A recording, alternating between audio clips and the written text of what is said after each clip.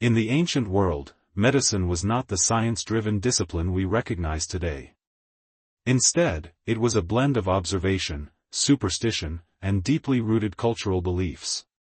Among the strangest and most enduring practices was bloodletting, the deliberate removal of blood from a patient's body as a supposed cure for illness. To us, it may sound barbaric, even reckless, but for over 2,000 years, this practice was accepted as one of the most reliable tools of medicine. The origins of bloodletting can be traced back to Mesopotamia and ancient Egypt, but it was the Greek physician Hippocrates who gave the practice intellectual weight. He proposed that the body's health depended on the balance of four humors: blood, phlegm, yellow bile, and black bile. Illness, in this framework, was the result of imbalance. Too much blood, it was believed, led to fevers, headaches, and even mental disturbances. The solution was simple: if misguided, reduce the excess by draining blood from the veins. Galen of Pergamon, another towering figure of ancient medicine, later reinforced these ideas, ensuring bloodletting's dominance in European, Middle Eastern, and Asian medicine for centuries. The methods of bloodletting varied. Sometimes physicians would use lancets or knives to open veins, collecting the blood in bowls until the patient appeared pale or weak. Leeches were also popular, especially in medieval and Renaissance Europe. These small creatures, placed on the skin, would draw blood slowly, supposedly offering a more controlled treatment. Barbers, recognizable by the red and white striped poles that symbolized both haircutting and bleeding, often performed the procedure in their shops. They were less expensive than physicians and more accessible to ordinary people. For many, a trip to the barber could mean not just a haircut but also a quick cure for headaches, fevers, or even more serious ailments. What makes bloodletting even more remarkable is how universally it was practiced. From Islamic scholars who preserved and expanded Galenic medicine, to European monasteries where monks tended the sick, and even to Asian traditions where similar ideas about balance influenced treatments, bloodletting transcended cultures. It became so normalized that refusing it could be seen as ignorance or even defiance of medical wisdom. The consequences, however, could be devastating. Patients weakened by illness were often pushed further toward death by excessive bleeding. One of the most famous cases was George Washington, the first president of the United States. In December 1799, suffering from a throat infection, Washington was treated with repeated bloodletting sessions. Over 10 pints of blood, nearly half his body's supply, were removed in less than 2 days. Rather than saving him, this aggressive treatment likely hastened his death. Yet despite the obvious dangers, bloodletting persisted. Part of the reason lies in the psychological comfort it provided. Both doctors and patients could see something tangible being done. Illness felt invisible and mysterious, but here was an intervention that seemed dramatic, active, and purposeful. If a fever broke afterward, even coincidentally, the treatment was praised as a success. If the patient died, it was simply assumed the disease was too powerful. By the 19th century, cracks began to appear in the dominance of bloodletting. Advances in anatomy, physiology, and the rise of germ theory slowly revealed that disease was not caused by an imbalance of fluids, but by infections, poor sanitation, and other biological factors. French physician Pierre-Charles Alexander Louis conducted statistical studies in the 1820s, showing that patients subjected to bloodletting often fared worse than those left alone.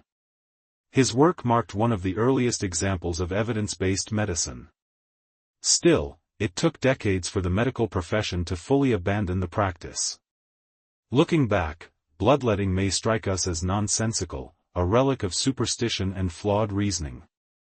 Yet it also illustrates something profoundly human, our desperation to find meaning and solutions in the face of suffering. Without microscopes, X-rays, or antibiotics, physicians turned to what seemed logical at the time, building entire systems of medicine around flawed ideas.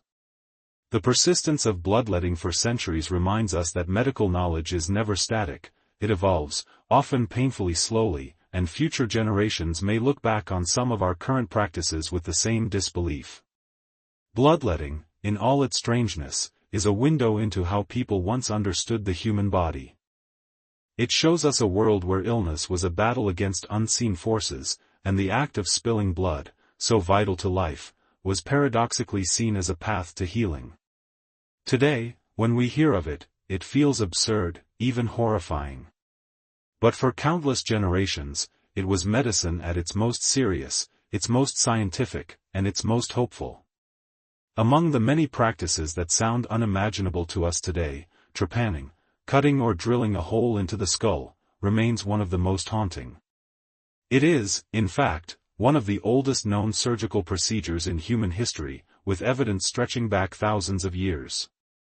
Archaeologists have uncovered skulls across Europe, Africa, South America, and Asia bearing carefully cut circular holes, some dating as far back as 7,000 years ago. What makes this discovery even more shocking is that many of these skulls show signs of healing, meaning the patient survived the procedure and lived for years afterward.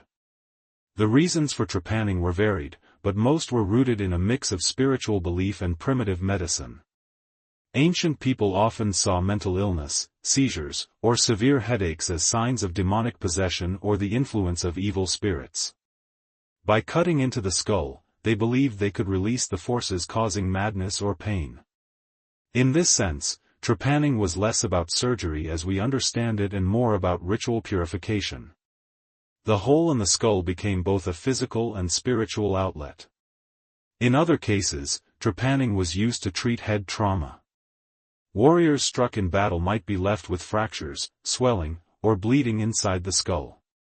Without knowledge of internal anatomy, ancient healers may have noticed that relieving pressure by creating an opening sometimes allowed a patient to recover. Incredibly, this crude method worked in some cases, which only reinforced the belief in its effectiveness. What looks like senseless mutilation to us was, to them, a courageous attempt at life-saving intervention. Different cultures developed their own techniques. In Neolithic Europe, flint tools were used to scrape or carve through bones slowly. In South America, particularly among the Inca and their predecessors, trepanning became so advanced that surgeons were able to create perfectly round holes with astonishing precision. Some skulls uncovered in Peru reveal patients who survived multiple trepannings, suggesting it was not a rare or one-time practice, but an accepted form of treatment repeated when necessary.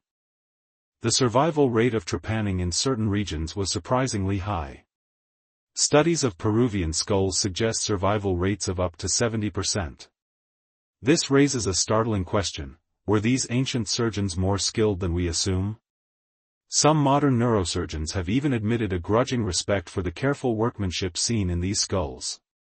Without anesthesia, without antiseptics, and with only rudimentary tools, these healers achieved something remarkable, even if their methods and reasoning strike us as bizarre. In medieval Europe, trepanning persisted as a treatment for epilepsy, migraines, and mental illness. Patients were often restrained while surgeons used hand-operated drills to bore into their skulls.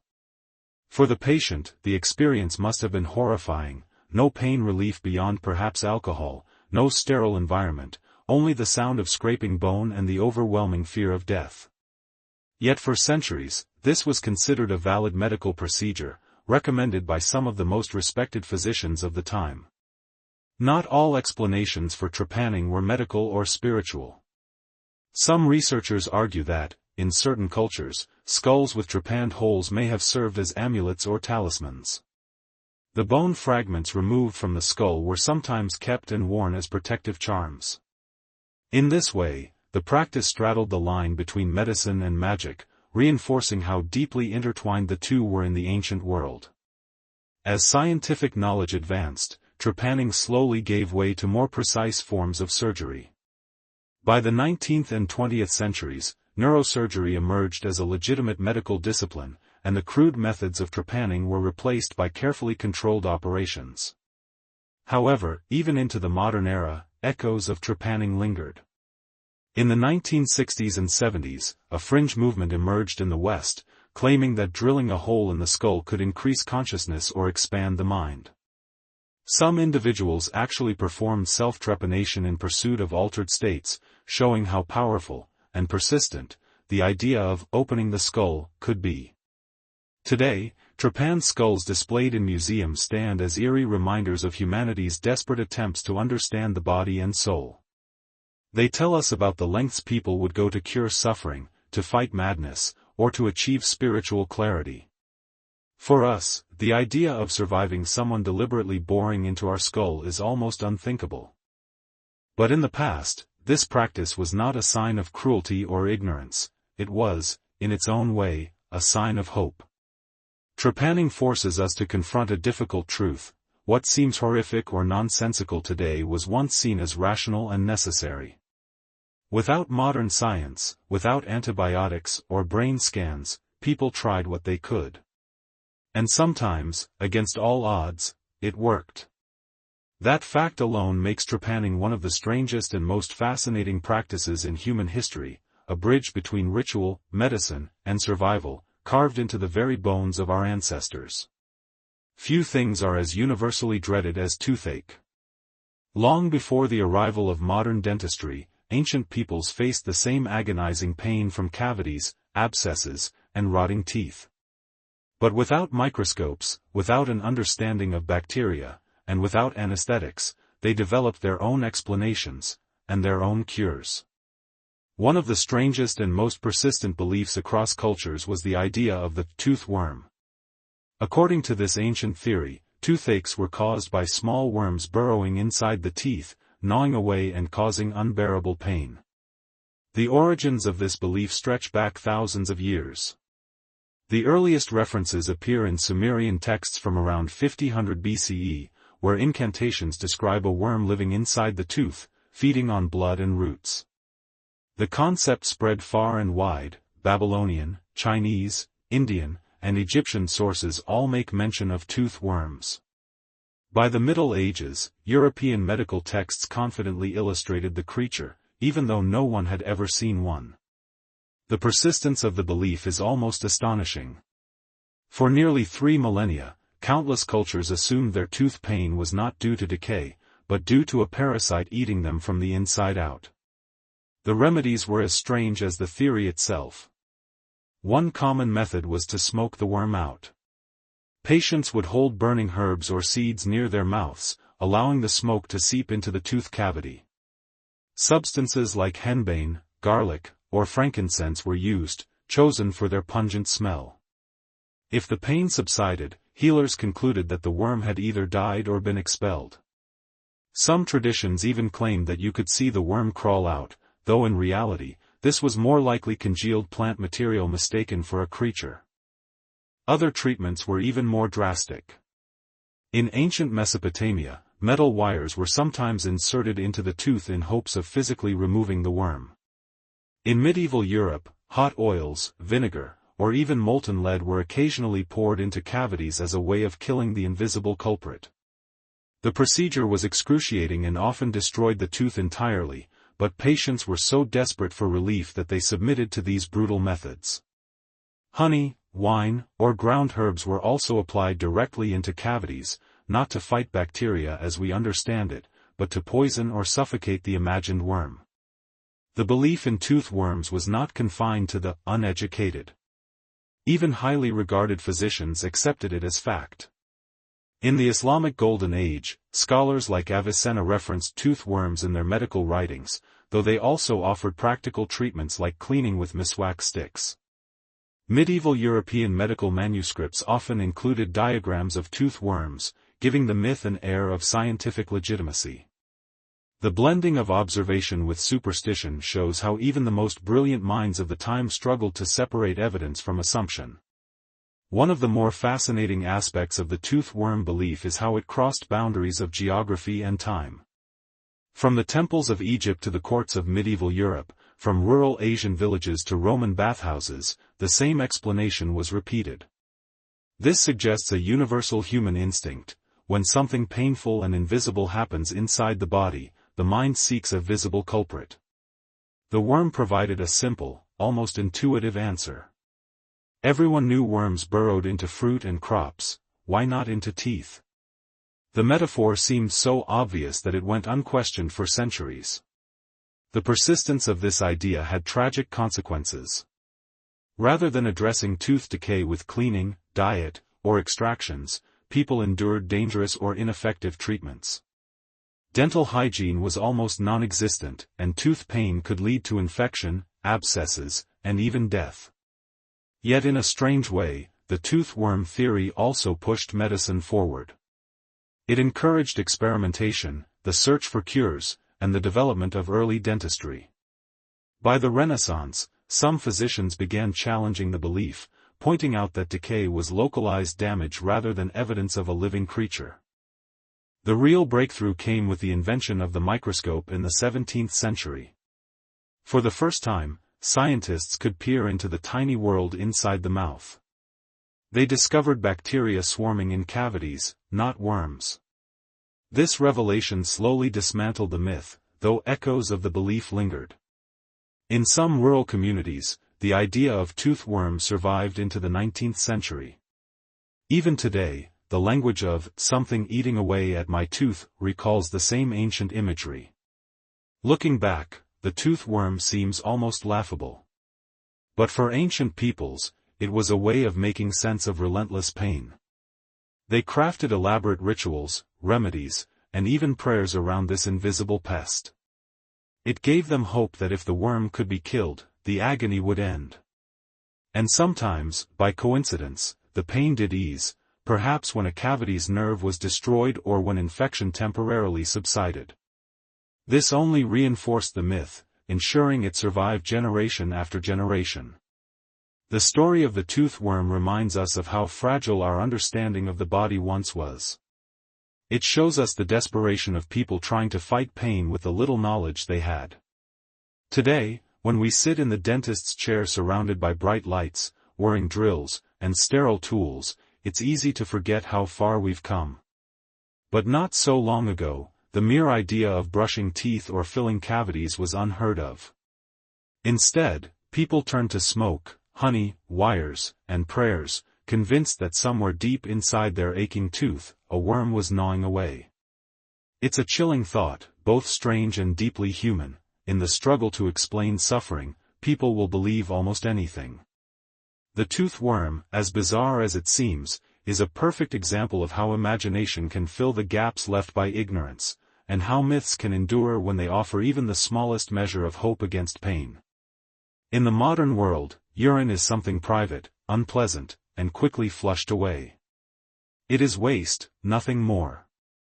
But for much of human history, this liquid was not merely discarded, it was collected, stored, sold, and put to use in ways that seem bizarre, even revolting, to us today. In ancient Rome, Egypt, and later throughout medieval Europe, urine became a tool of industry, a household product, and even a form of personal hygiene. To understand why, we must step into a world where necessity, superstition, and practicality collided in unexpected ways. The Romans, famed for their engineering and public baths, were also remarkable recyclers of human byproducts. Urine, plentiful and free, contained ammonia, a powerful cleaning agent. Roman laundries, known as fulanicae, depended on it. Citizens were encouraged to urinate into clay pots left on the streets. Once collected, the liquid was poured into large stone basins. Workers, often slaves, would climb into these vats and stomp on dirty clothes, the way one might crush grapes for wine. The ammonia broke down grease and stains, leaving garments surprisingly clean. What sounds to us like filth was, to the Romans, effective laundering. Emperor Vespasian even recognized its economic value. He imposed a tax on public urine collection in the 1st century CE, famously remarking, "Money does not stink." The phrase, still remembered today, reflects a pragmatic acceptance of the practice. Waste was transformed into revenue, an example of Roman practicality at its most unflinching. Urine also played a role in Roman dentistry and personal grooming. Some sources suggest that people used it as a mouth rinse or tooth whitener. The ammonia and urea within could bleach stains, though the stench must have been overpowering. To modern ears, the idea of rinsing with urine sounds absurd, but for ancient people, who lacked toothpaste and chemical cleaners, it was one of the few available methods. In fact, Portuguese urine was particularly prized for this purpose, exported across the empire for its supposed effectiveness. Outside Rome, other cultures found their own uses. In ancient Egypt, urine was sometimes employed in medicinal recipes, believed to cure wounds or alleviate infections. In medieval Europe, it was used as a diagnostic tool. Physicians examined its color, smell, and even taste to determine illness. A cloudy, sweet-smelling sample might suggest diabetes, though doctors would not have understood the underlying chemistry. This uroscopy practice persisted for centuries, making urine not just a waste product but an essential diagnostic resource. Industrial uses were equally surprising. Tanneries relied on urine to soften animal hides, preparing them for leather production. Blacksmiths sometimes quenched hot metal in it, believing it improved strength or hardness. Alchemists saw it as a mysterious liquid, containing hidden properties that might reveal secrets of transformation. In each case, practicality mingled with superstition, giving waste an aura of usefulness and even mystery. For the common person, however, urine's most immediate role was domestic. Households might collect chamber pots and deliver the contents to local laundries. Children were sometimes tasked with gathering urine from neighbors for extra income. In rural areas, urine mixed with ash created lye, a rudimentary soap still used well into the early modern period. In a world without supermarkets or modern cleaning products, people turned to whatever resources were available, no matter how unappealing. The cultural meaning of urine, however, was not purely practical. In some societies, it held ritual significance. Certain Native American tribes used it in ceremonies, while in Norse sagas, references exist to its use in folk remedies. Across Asia, traditions of urine therapy persisted, with practitioners drinking their own urine as a supposed cure for various ailments. Though modern science dismisses these claims, they demonstrate how deeply human cultures searched for meaning and healing in every bodily product. To modern sensibilities, the reliance on urine feels shocking, almost grotesque. We are conditioned to view waste as something dirty, polluting, and taboo. Yet in the past, when resources were scarce, nothing was truly wasted. Human ingenuity, driven by necessity, turned even the most unlikely materials into tools for survival and comfort.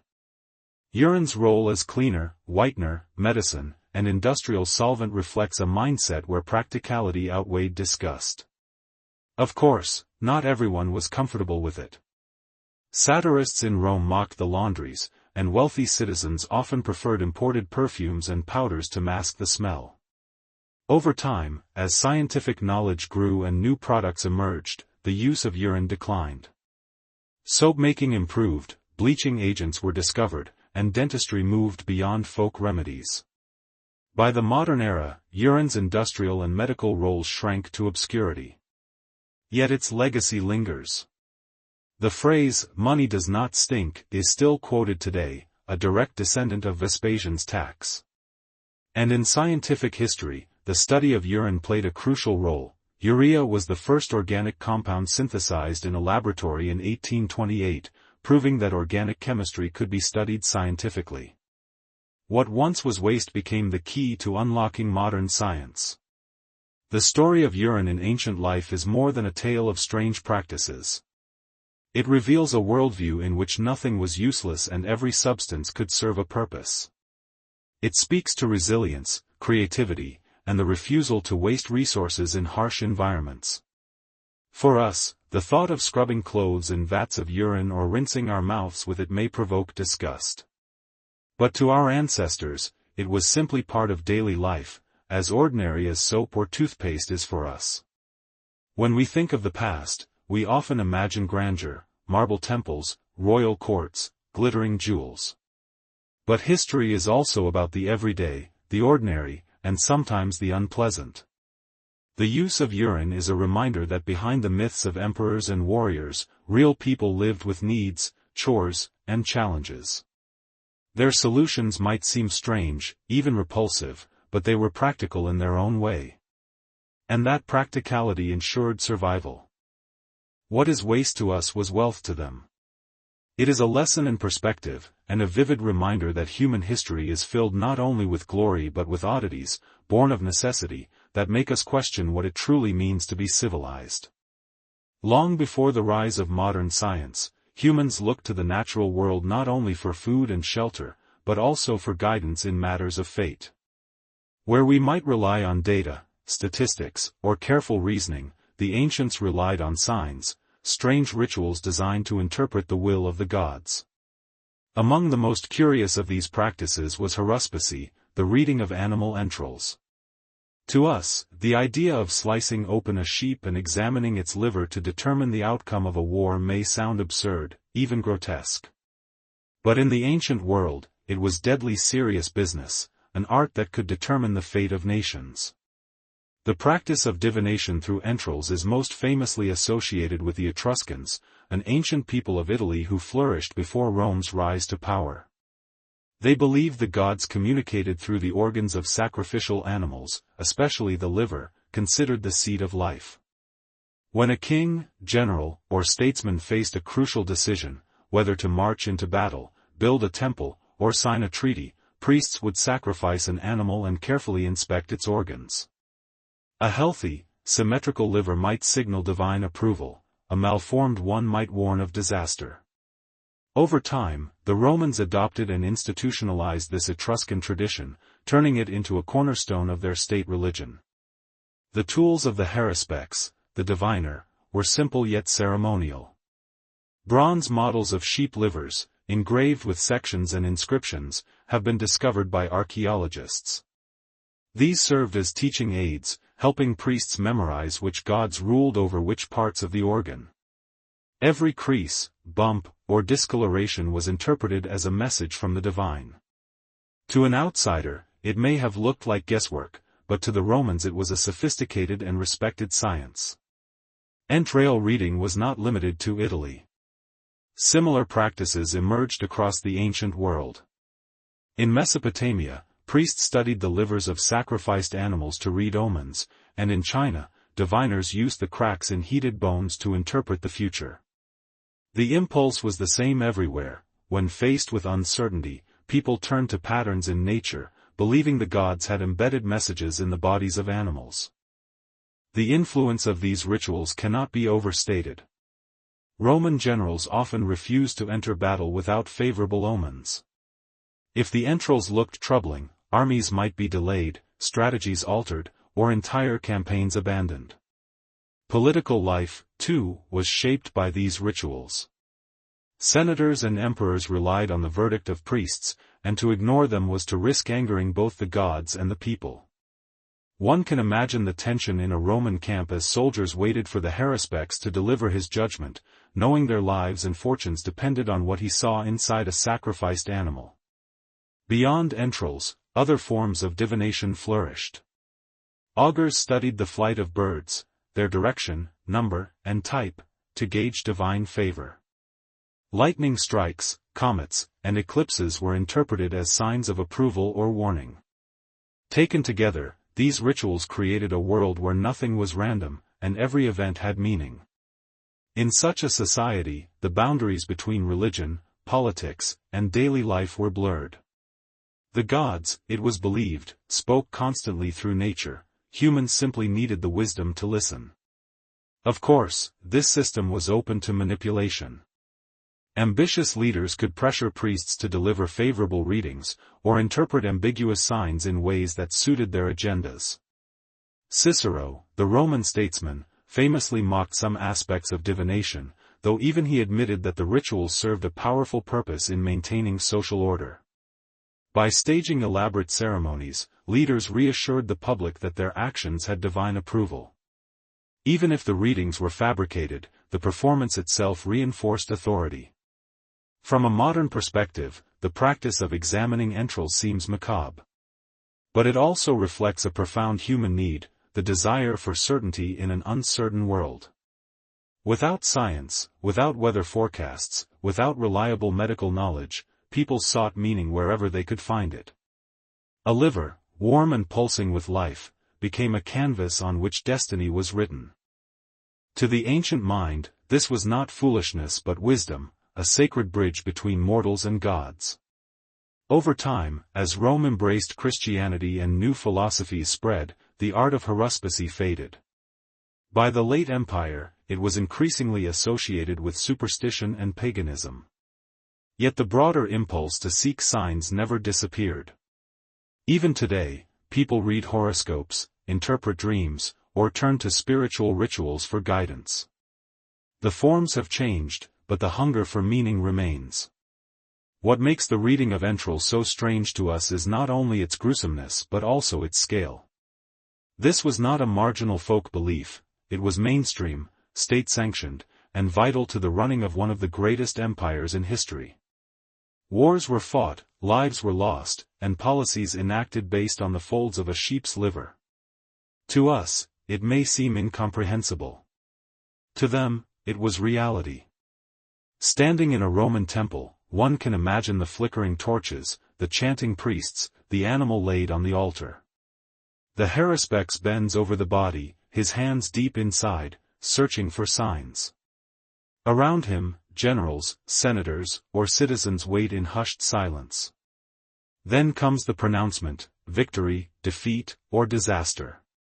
In that moment, the future of a people rests not on logic or strategy, but on the mysterious language of entrails.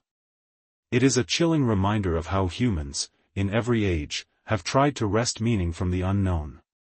The art of animal entrails is one of the strangest examples, but also one of the most human. For while the methods may seem alien, the impulse is the same one we still carry, the longing to know what lies ahead, and the willingness to believe in signs when certainty slips beyond our grasp. In the quiet courtyards of ancient China, where family honor and tradition ruled every aspect of life, one of the strangest and most haunting practices unfolded. A young girl, sometimes no older than 5, would be taken aside by her mother or grandmother. Her small feet, soft, still growing, would be washed, massaged, and then broken. The toes would be curled tightly under the sole, the arch forced upward, and long strips of cloth wound around them again and again until the bones cracked and the blood seeped through. She would cry out, but no amount of pleading would halt the ritual. For in the eyes of her family, this agony was not cruelty, it was love.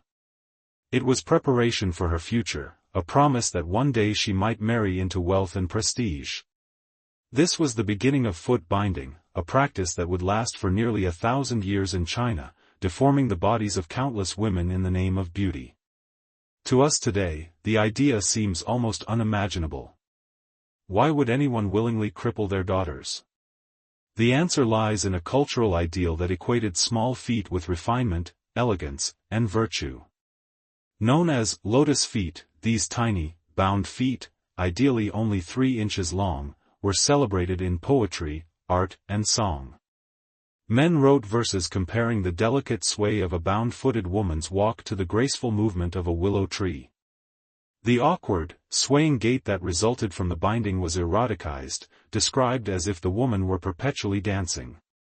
For families, having a daughter with bound feet was a status symbol, a way to secure advantageous marriages and climb the social ladder.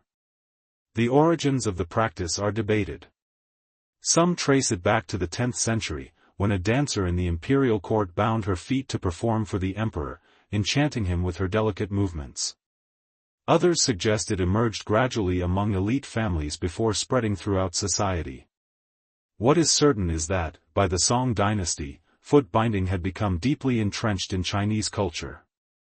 Wealthy households considered it essential, while poorer families, though often hesitant, adopted the practice so their daughters would not be excluded from opportunities. The process itself was brutal. After the initial breaking and binding, the cloths would be tightened regularly, forcing the arch higher and the toes deeper under the sole. Infection was common, and gangrene often set in. Some girls lost toes, others died from blood poisoning. Those who survived endured a lifetime of pain. Walking was difficult, running impossible. Yet this suffering was cloaked in cultural justification. Mothers insisted it was for the girl's own good, a sacrifice necessary to ensure her future happiness. For many women, the desire to be accepted, to be admired, and to fulfill their roles outweighed the physical agony. What makes foot binding particularly chilling is not just the physical pain, but the way society normalized it. Mothers, who had once endured the torment themselves, inflicted it on their daughters. Entire communities saw it not as barbarity but as tradition, beauty, and necessity. Women even competed to achieve the smallest possible feet, known as golden lotuses, measuring less than 4 inches. Shoes for bound feet became an art form, embroidered with intricate patterns, displayed almost like jewelry. Behind the ornate shoes, however, were feet twisted into shapes barely recognizable as human. Over time, foot binding became a marker of class distinction. While elite families bound their daughters' feet to demonstrate refinement, peasant women who needed to work in the fields often left their feet unbound. But even among the lower classes, there was pressure. A girl without bound feet risked being ridiculed, unmarriageable, or seen as less virtuous. Thus, generation after generation, the cycle of pain continued. Western travelers who encountered foot binding in the 17th and 18th centuries reacted with horror. Missionaries described it as barbaric, doctors as unhealthy, and explorers as evidence of Oriental cruelty. Yet, within China, resistance to the practice was slow to grow. It was not until the late 19th and early 20th centuries, amid a wave of reform movements, that serious efforts were made to abolish it. Intellectuals and activists argued that foot binding weakened women and, by extension, weakened the nation. They tied the practice to China's humiliation at the hands of foreign powers, portraying it as a backward tradition that held the country back. Gradually, laws were passed against it. The new Republic of China, established in 1912, officially banned foot binding. But cultural practices do not vanish overnight. In rural areas, secret bindings continued for decades. Some women, ashamed of their natural feet, even began binding later in life to fit in with community expectations. It was not until the mid-20th century, under the strict reforms of the communist government, that foot binding finally disappeared. Yet the legacy of the practice remains. Elderly women with bound feet could still be found in Chinese villages well into the 21st century, their gnarled, misshapen steps serving as living reminders of the weight of tradition. Anthropologists who interviewed them often heard mixed emotions. Some expressed bitterness at the suffering they endured. Others defended the practice, insisting it had brought them dignity, beauty, and social status. This paradox, of pain intertwined with pride, speaks volumes about the complexity of cultural traditions. From a modern perspective, it is tempting to dismiss foot binding as sheer madness. But to do so risks oversimplifying the deeper forces at play. In every society, standards of beauty often demand sacrifice. Today, while we may recoil at the idea of broken bones and crushed feet, we can still see echoes of the same logic in the extremes people go to for fashion, surgery, or body modification. The story of foot binding is not just a strange relic of the past, it is a mirror, showing us how far humans will go in pursuit of ideals, and how culture can transform suffering into a twisted form of pride. Standing in the silence of an old Chinese courtyard, one can almost imagine the sound, a child's muffled cry, the snapping of bones, the rustle of cloth being wound tight. A mother's hands, steady and unflinching, continue the ritual as countless mothers had before her. And outside, in the larger world, poets sing of lotus feet, scholars praise feminine delicacy, and men dream of brides who walk with steps of pain. Beauty, in that society, was not just seen, it was suffered. And every broken foot was a testament to the enduring power of tradition, no matter how strange or cruel it may seem today. Long before surgeons wore masks, sterile gloves, and operated under the glow of electric lights, there were healers who held crude tools of stone, bronze, or iron. These men, sometimes shamans, sometimes village doctors, believed that the key to healing certain ailments lay not in herbs or incantations alone, but in the skull itself.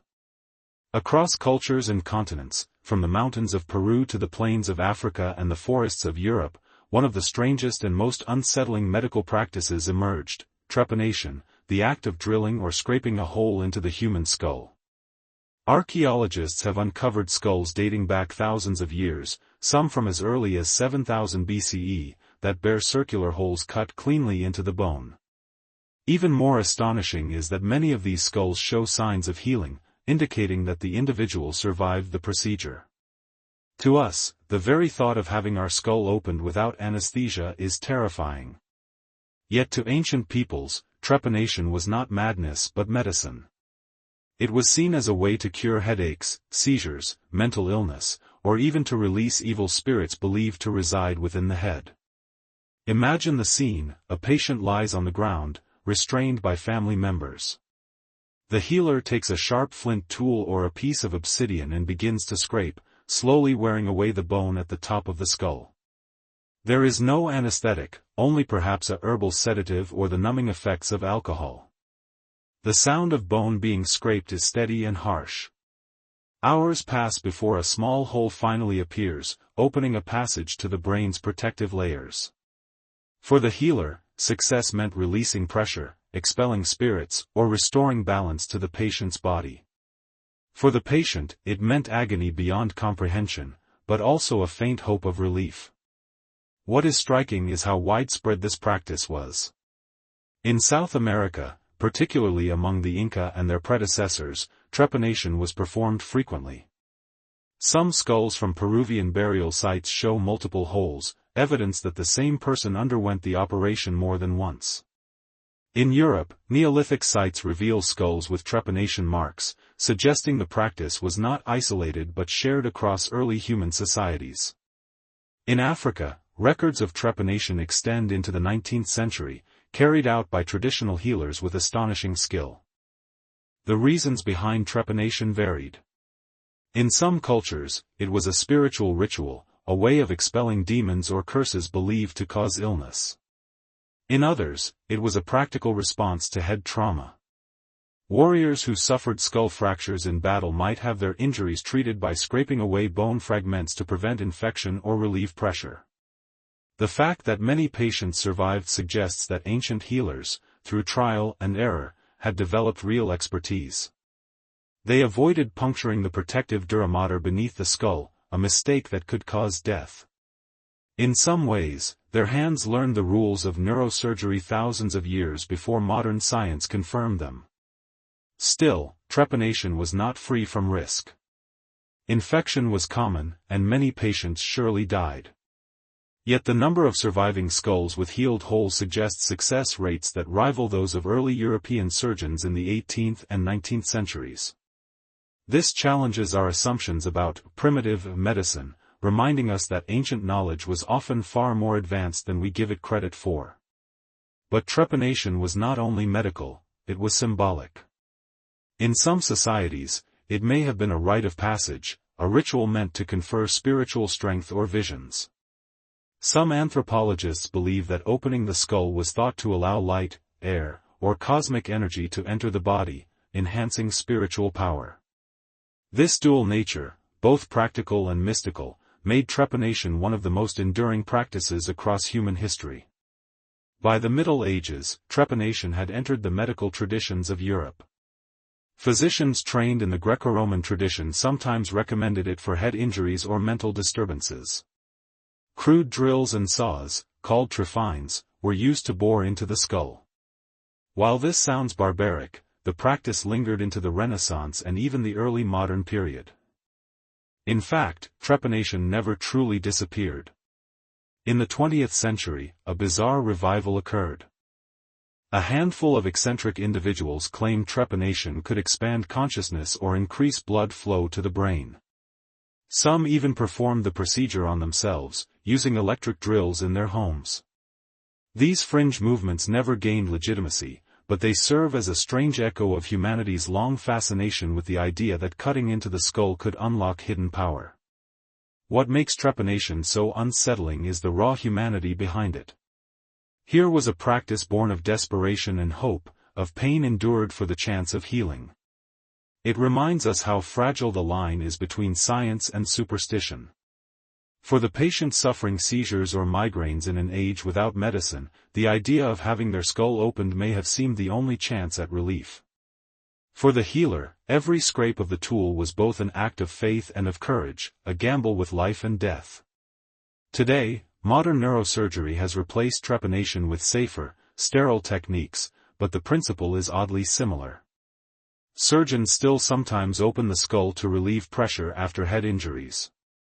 The difference is that they do so with anesthesia, antibiotics, and advanced imaging to guide them. Yet when one looks at those ancient skulls, with their carefully scraped holes and smooth edges of healing bone, it becomes clear, the roots of neurosurgery stretch deep into the soil of human history.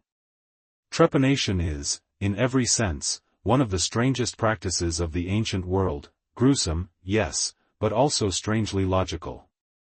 It speaks to humanity's eternal struggle against suffering, and the willingness to endure the unthinkable in pursuit of relief. Standing in a museum, staring at a skull with a neat, round hole cut into its crown, one cannot help but feel a shiver. Behind that hole lies not only the story of an individual's pain but also a glimpse of the strange, creative, and desperate ingenuity of our ancestors. For centuries, across cultures and continents, there was one cure-all that physicians, barbers, and healers alike seemed to swear by: the removal of blood. Whether by sharp knife, brass lancet, or the soft suck of a leech, the belief was simple: if you were sick, you had too much blood, and draining it could restore your health. To the modern mind, it sounds like madness, taking a weakened patient and deliberately bleeding them further. Yet this practice, known as bloodletting, persisted for thousands of years, shaping medical history in ways both strange and tragic. The origins of bloodletting go back to ancient theories of the human body. In Greece, the great physician Hippocrates, often called the father of medicine, taught that health depended on the balance of four bodily humors: blood, phlegm, black bile, and yellow bile. Illness, he believed, came from an excess or imbalance of these fluids. His successor, Galen, a Roman physician whose writings dominated medicine for over a millennium, expanded on this theory. He declared that blood was the most dominant humor, and thus, when disease struck, bleeding the patient was often the first and most logical treatment. From this idea sprang centuries of medical ritual. A man with a fever? Bleed him. A woman suffering from headaches? Bleed her. A child with a cough? Bleed them too. It mattered little what the ailment was, bloodletting was applied as a universal solution. Physicians developed elaborate charts showing which veins to open for which conditions, often linking body parts to astrological signs. A pain in the chest might call for blood to be drawn from the arm, a stomach ache might require blood from the leg. The ritual had the appearance of precision, even science, but in reality, it was often guesswork dressed in ceremony. Leeches, too, played a central role.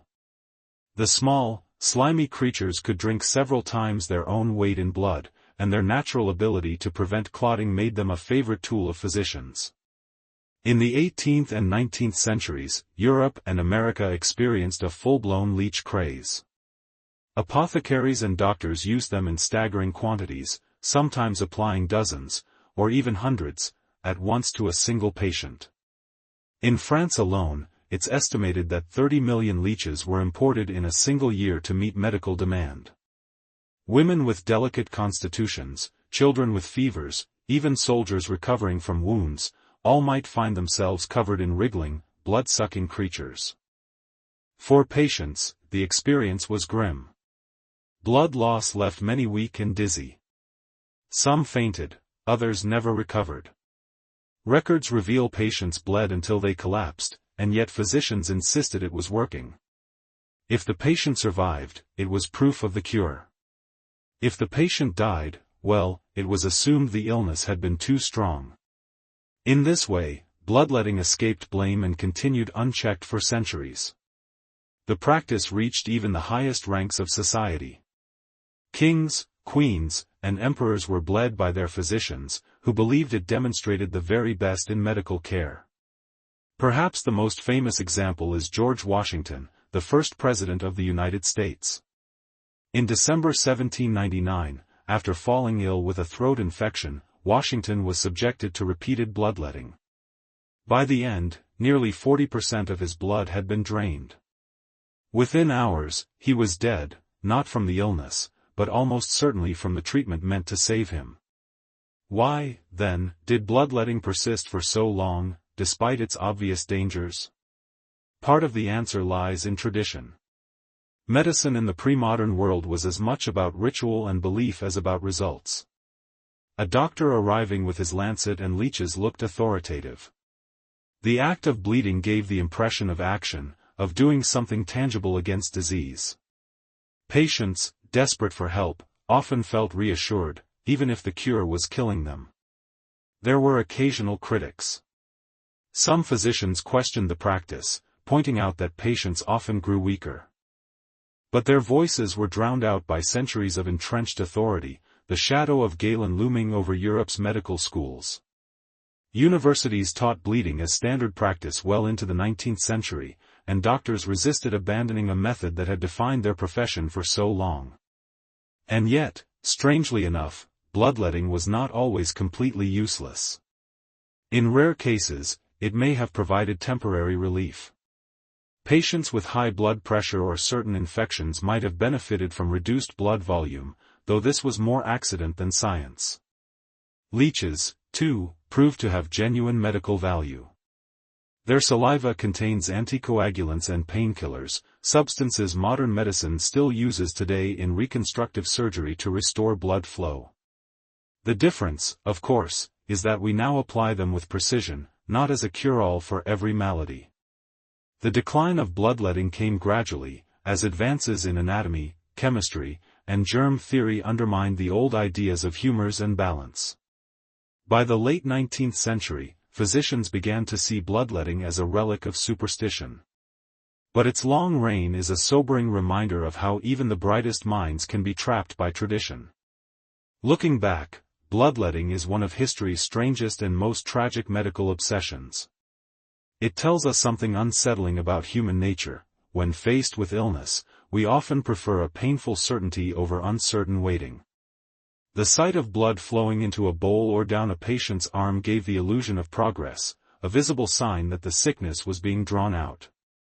The reality, however, was often death.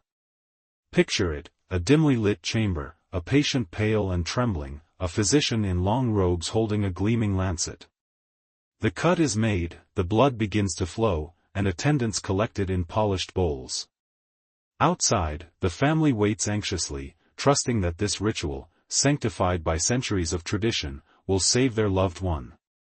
Instead, the patient grows weaker, the pulse fainter, the lips bluer. Yet the doctor nods gravely, convinced that the balance of the humors is being restored. Bloodletting and leeches remind us that the history of medicine is not just a march of progress but also a tale of error, persistence, and belief. They reveal how strange, how desperate, and how deeply human our search for healing has always been. And while the practice now seems absurd, perhaps it is not so different from the questionable treatments and fads that fill our world today.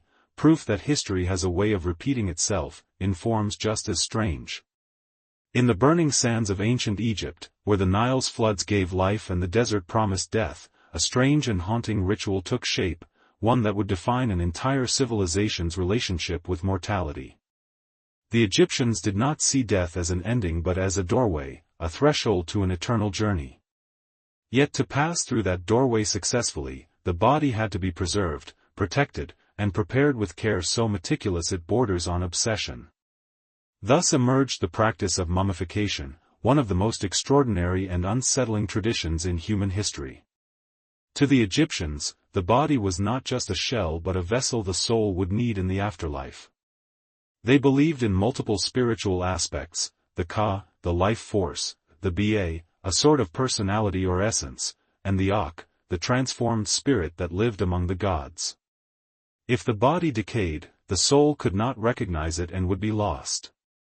To prevent this tragedy, Egyptians turned death into a sacred science, developing elaborate rituals to preserve the human form against the ravages of time.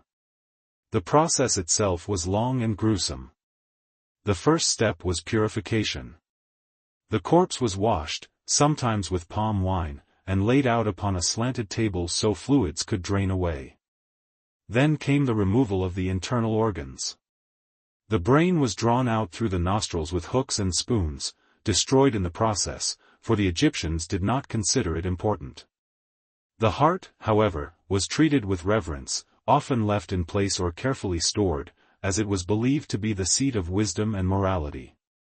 The lungs, stomach, intestines, and liver were extracted, preserved in jars carved with the heads of gods, the famous canopic jars. Next came desiccation. The body was covered in natron, a natural salt harvested from desert lakes, and left to dry for 40 days. Skin tightened, flesh shrank, and the body grew rigid, transformed from fragile mortality into something resembling eternity. After drying, the corpse was washed again, oiled, and stuffed with resins, sawdust, or linen to restore its shape. Then came the wrapping, hundreds of yards of linen strips, each layer bound with resin to glue it together. Amulets and charms were placed between the folds, scarabs, ankhs, protective symbols meant to shield the soul in its perilous journey. Priests recited spells from the Book of the Dead as they wrapped, ensuring no step was missed. Finally, the face was covered with a painted mask, often of gold for pharaohs and nobles, to preserve the likeness of the deceased. The completed mummy was placed in a coffin, sometimes nested within several, elaborately decorated with hieroglyphs and protective texts. These coffins were then sealed inside a tomb, surrounded by treasures, food, and even servants, whether real, sacrificed, or represented by figurines, so the deceased would want for nothing in the afterlife. To the modern eye, it all seems bizarre. Why go to such extremes for a corpse? But to the Egyptians, the stakes were nothing less than eternal survival. Their belief system wove together spirituality and practicality. The dead would face judgment before Osiris, their hearts weighed against the feather of truth. To prepare for that moment, the body had to be preserved, the spells recited, the offerings made. A forgotten step could mean disaster, eternal wandering, annihilation, or worse, the devouring of the soul by a monstrous goddess known as Ammit. What makes mummification especially fascinating is that it was not unique to Egypt. Other cultures, too, practiced preservation of the dead. The Chinchorro people of Chile were mummifying their dead thousands of years before the Egyptians, though with different techniques. In the high Andes, bodies were naturally preserved by the cold, becoming frozen mummies that still astonish archaeologists today. In China, noble burials included embalming with mercury and herbs. The impulse seems universal, to fight against decay, to deny death its finality. Yet nowhere did it become as elaborate, as ritualized, and as enduring as in the Nile Valley. Mummification was not only about faith, it was also about power. For the pharaohs, to be embalmed and entombed with grandeur was to display their godlike status. The pyramids, the Valley of the Kings, the Golden Mask of Tutankhamun, these were monuments not only to individuals but to an entire worldview that linked authority with eternity. Even ordinary people, though on a smaller scale, sought mummification if they could afford it. To be preserved, no matter how simply, was to secure a place in the next world. There is also a macabre irony to this practice. While the Egyptians sought to safeguard the body from corruption, their obsession ultimately exposed them to it. Tomb robbers plundered graves for gold and jewels. Centuries later, European travelers carried away mummies as curiosities. In the Victorian era, unwrapping parties were held where wealthy elites gathered to peel back the linen and marvel at the ancient flesh beneath. Even stranger, ground mummy powder was sold as medicine, thought to cure ailments or serve as a pigment for artists. The bodies once prepared for eternity became commodities in a world that no longer believed in their sacredness. Yet despite this desecration, the mummies themselves endure. Thousands of years later, they still lie preserved in museums and tombs, their skin leathered, their features eerily human. Modern science has studied them with X-rays, CT scans, and DNA analysis, revealing everything from dietary habits to causes of death. In a strange way, the Egyptians succeeded. Their quest for immortality worked, though not in the way they imagined. Instead of living forever in the fields of reeds, they live forever under the glass cases of museums, still gazed upon by the living. Standing before a mummy today, it is difficult not to feel awe and unease. The wrappings, the face mask, the silent presence, it is as if the dead stare back across the gulf of millennia, whispering of a world where death was not the end but only the beginning. Mummification, strange as it seems, is a testament to humanity's deepest fear and deepest hope, that we might somehow endure, that our fragile flesh might resist time, that love and memory might carry us into eternity. This is the true strangeness of mummification. It is not just about the preservation of bodies but about the lengths to which people will go to preserve meaning. In every bandage, every amulet, every jar of natron lies a cry against oblivion, a refusal to accept that we vanish when the sands cover us. And though their gods are gone, their rituals ended, the mummies remain, mute, haunting, eternal. In the winding streets of medieval Europe, where disease was an ever-present shadow and the line between life and death was terrifyingly thin, medicine was a strange blend of superstition, faith, and crude experimentation. Doctors, barbers, monks, and wise women all claimed to know the secrets of healing, but their cures often bordered on the bizarre, the dangerous, and the downright grotesque. In a world where epidemics like the Black Death could wipe out half a town in weeks, people were willing to try almost anything, no matter how strange, to keep death at bay. To begin with, medicine in the Middle Ages was still heavily influenced by the ancient teachings of Galen and Hippocrates. The central belief was in the four humors: blood, phlegm, black bile, and yellow bile. Health meant balance, sickness meant imbalance. If someone was feverish, doctors claimed there was too much blood, so they resorted to bloodletting. This often meant leeches attached to the skin, or more violently, veins opened with a knife. A weak and sickly patient could leave the treatment even weaker, yet it was believed to restore equilibrium. Beyond humors, cures became increasingly strange. For toothaches, a common recommendation was to burn a candle near the mouth and let the worms, yes, they thought toothaches were caused by worms, crawl out. For epilepsy, a sufferer might be told to drink the blood of a freshly killed animal, sometimes even a warm gulp of human blood from an execution. Some remedies involved wearing charms or amulets, dried toads, rabbit's feet, or scraps of scripture, believed to ward off evil spirits that caused illness. When the plague struck in the 14th century, fear drove people to desperate extremes. Physicians in beaked masks stuffed herbs, rose petals, or vinegar-soaked sponges into their long noses, thinking it would filter the miasma, the deadly bad air.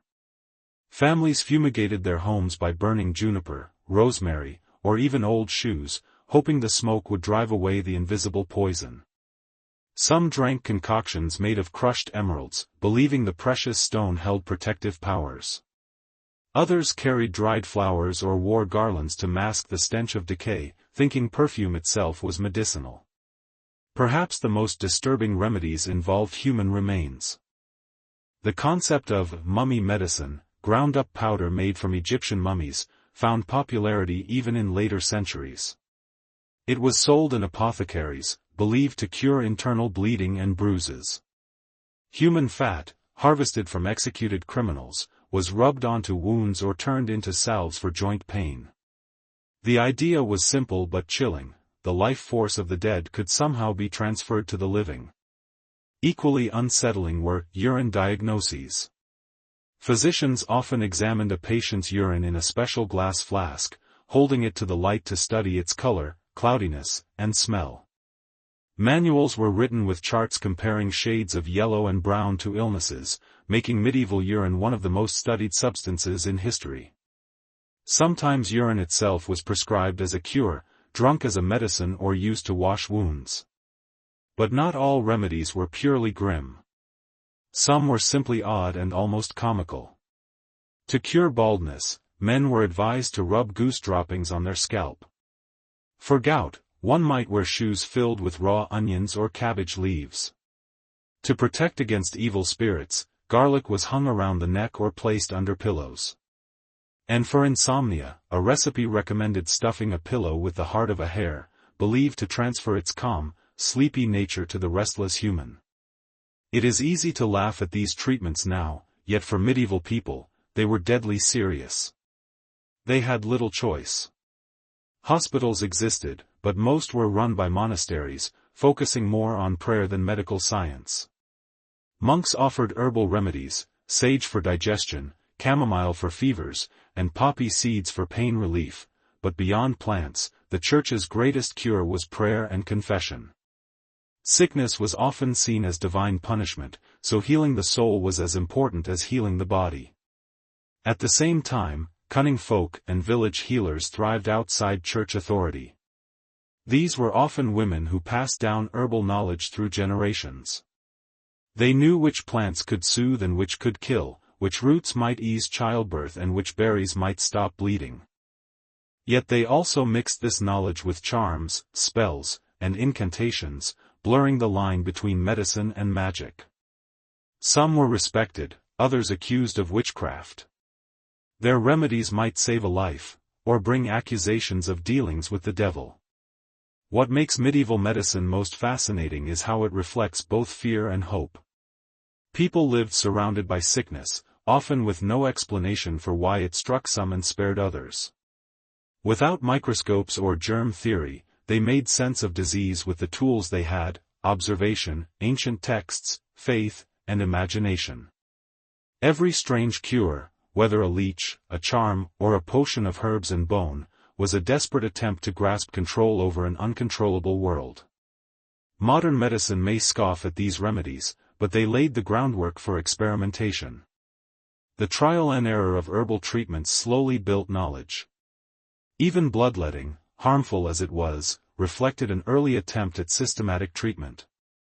The long road from garlic garlands to antibiotics began in those dim candlelit rooms, where a physician's mask and a monk's prayer tried to hold back the tide of death. And perhaps most importantly, these remedies reveal something universal. Across time, people fear the same thing: pain, sickness, the unknown future. And across time, people will do whatever they must, whether it means swallowing a jewel, burning a shoe, or drinking a foul potion, if it offers even the faintest hope of survival. Medieval cures may look strange to us, but they tell a timeless story, of humanity's stubborn refusal to surrender to death without a fight. Few fears in history are as chilling, as bone-deep, as the terror of being buried alive. It is a nightmare so primal that it has haunted humanity for centuries, appearing in folklore, medical journals, and whispered tales by candlelight. In the age before reliable medicine and modern diagnostics, the line between life and death was thin, and mistakes were terrifyingly common. What we see today as horror stories once existed as very real possibilities, where a coma, a fainting spell, or an illness that slowed breathing could be misinterpreted as death itself. The body would be declared lifeless, a funeral hastily arranged, and the unlucky soul interred, only to wake in suffocating darkness beneath the earth. Evidence of this dreadful mistake can be found scattered throughout history. In the 18th and 19th centuries, reports of premature burial spread across Europe and America like ghost stories.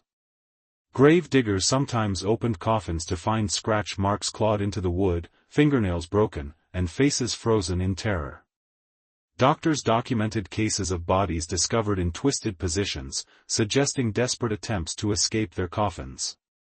While some of these accounts may have been embellished or even fabricated to feed the growing fascination with Gothic horror, there is no doubt that premature burial was a genuine risk in times of uncertain medicine. Before stethoscopes, pulse monitors, or electrocardiograms, doctors relied on touch, sight, and breath alone to determine death. Fainting fits, epileptic seizures, catalepsy, and hypothermia could all mimic lifelessness. Certain illnesses, like cholera or typhoid, left patients so weak and shallow-breathed that they could be mistaken for corpses. Even today, in rare circumstances, people have been revived in morgues or during preparations for burial. Imagine, then, how much more common such mistakes must have been in centuries past, when medicine was more guesswork than science. This fear gave rise to elaborate precautions. Families would sometimes wait days before burying a loved one, keeping the body at home to ensure it truly showed signs of decay. The practice became known as a wake, not only a time for mourning, but a safeguard against premature interment. In some regions, bells were tied to the hands of the deceased, connected by strings or wires to the surface. If the person revived, they could ring the bell, alerting caretakers to dig them out. This is the origin of the phrase, "saved by the bell," a chilling reminder of how desperate people were to avoid being buried alive. Inventors, too, capitalized on the terror. The 18th and 19th centuries saw the rise of safety coffins, elaborate contraptions designed to prevent the nightmare scenario. Some had air tubes leading to the surface, allowing a mistakenly buried person to breathe. Others had flags, bells, or even glass panels so watchmen could observe the body for movement. In Germany, waiting mortuaries were established, buildings where corpses were laid out until unmistakable signs of decay appeared, attendants keeping constant watch for any sign of life. The obsession with premature burial even seeped into literature, feeding the Gothic imagination of the 19th century. Edgar Allan Poe, master of the macabre, wrote chilling stories such as The Premature Burial and The Fall of the House of Usher, capturing the sheer psychological terror of waking in a coffin, surrounded by silence and earth. His stories were so compelling because they were rooted in reality, magnifying the very fears that society whispered about but dared not confront directly. Of course, not every tale was true. The Victorian era thrived on sensationalism, and newspapers eagerly published exaggerated accounts of people clawing their way out of graves. Yet behind the hysteria was a foundation of truth: medicine was unreliable, and human error was inevitable. For ordinary families, the fear was not abstract, it was personal. To bury a loved one too soon was to condemn them to a fate worse than death itself. The psychology of this fear speaks volumes about human nature. Death is already mysterious and frightening, but the idea of being trapped alive beneath the soil amplifies it to unbearable levels. It strips away dignity, control, and hope, leaving only terror in darkness. The fact that entire industries arose, from safety coffins to waiting mortuaries, shows how deeply this dread shaped society. Even as medical science advanced, the fear never entirely disappeared. Stories of people awakening in morgues or funeral homes still surface occasionally today, feeding a lingering unease that somewhere, somehow, a mistake could still be made. The difference now is that modern diagnostics make the risk vanishingly small. But for our ancestors, the threat was real, pressing, and ever-present. Standing in an old cemetery, among moss-covered stones and leaning crosses, it is hard not to wonder how many who lie there might once have stirred in their coffins, unheard and unseen. The silence of the grave hides secrets we will never uncover, but the fear lives on, echoing through history like a whispered warning. The practice of guarding against premature burial may seem strange to us, but it reveals the fragility of life in the past. Before science gave certainty, people lived with doubt, and in that doubt, horror flourished. The strange bells, the waiting mortuaries, the stories of clawed coffins, all of them were desperate acts to guard against the one fate no human could bear: to be buried alive.